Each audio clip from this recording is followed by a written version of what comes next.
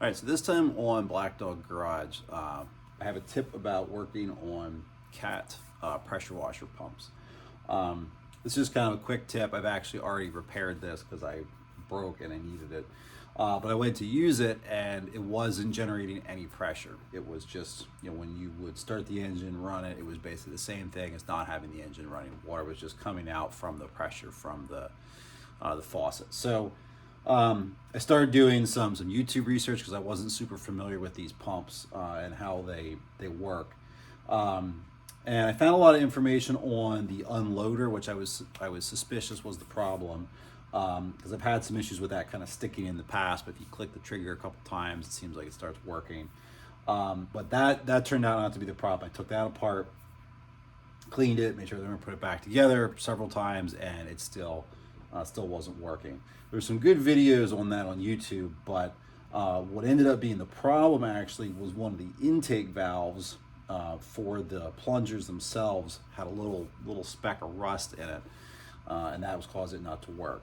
And I couldn't find any good videos on taking apart this style of pump. There's some that have the outlet valves up here, the inlet valves have separate caps on them you can take off down here along the bottom. Saw some videos on those. I didn't see a good one for taking these apart, so just want to kind of take you through the process quickly on taking one of these apart, checking to see if there's anything foreign in it, and then the basics of taking it apart to either clean it or to replace it. A couple things to watch out for. So it's not going to be a full repair. We'll just I'll show you the basic steps. So let's get to it. All right, so I'm going to try to take advantage of some natural sunlight here without maybe getting in the way of my light too much. So the first thing we're going to do is we're going to use a 19 millimeter socket to remove this cap here that is on top.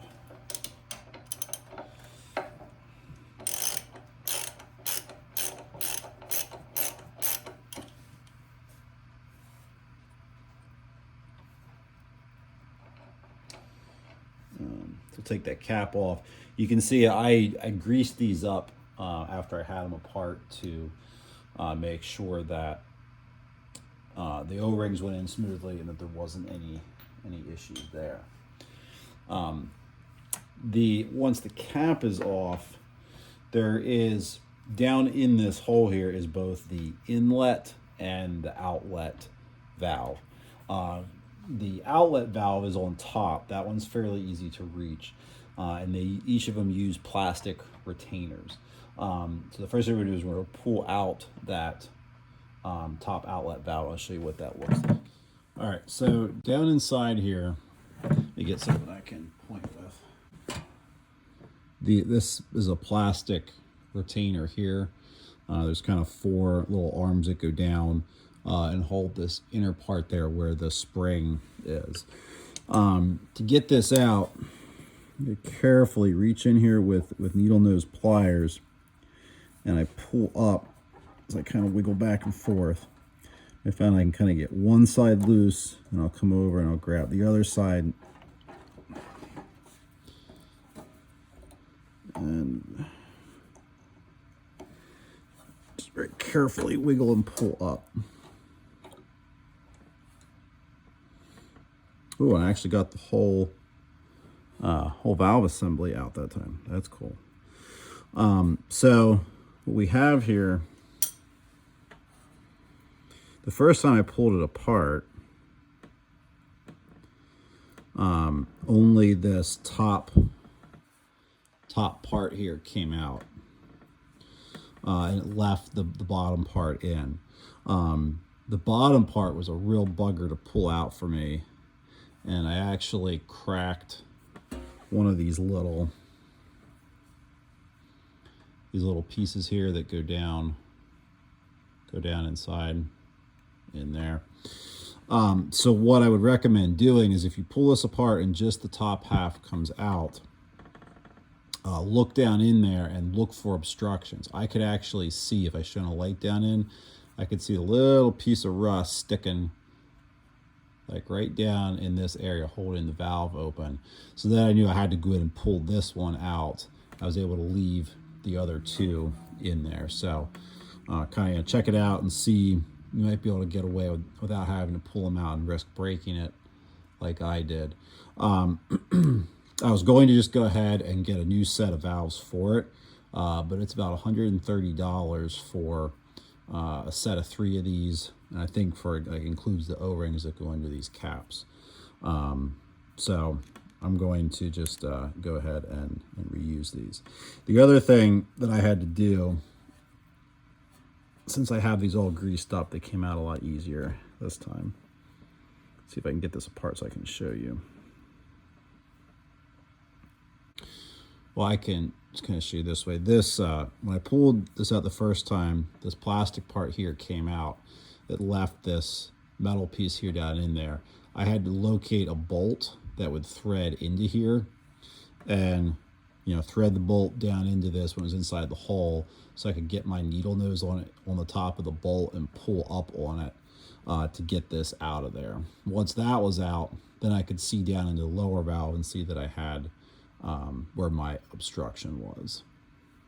All right. So anyway, if your pump stops pumping, it could just be, you know, one of these valves has something in it.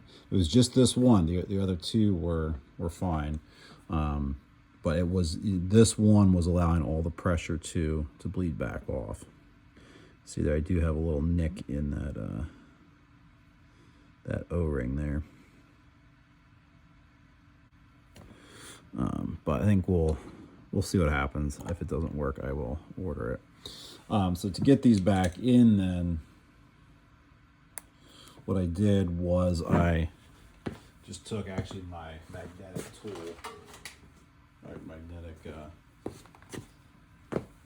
reach and grab, reach down in, made sure it was right in the center, and then just press down on it so I could feel it seat down into where it needed to go. There we go. Everything looks centered. And then same thing with this one. Now granted, the first time I did this, the metal piece was off of it. But I think as easy as that came out, it should be okay. Go. Seated down in there tight. And just screw the cap back on.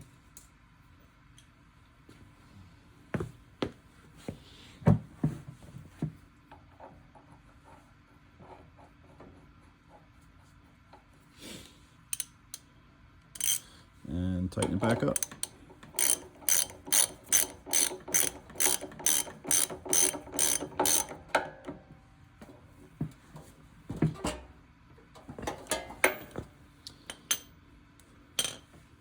So if you find that your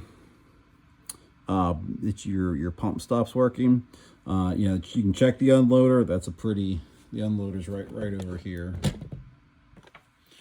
You can check the unloader. It's a pretty easy thing to get out and check, but if everything's working okay there, check and, you know, see if there's something caught in one of these valves, because it didn't take much. Just, you know, something almost the size of, is it a poppy seed? You know, it was that small. So, all right, hope this helps you out.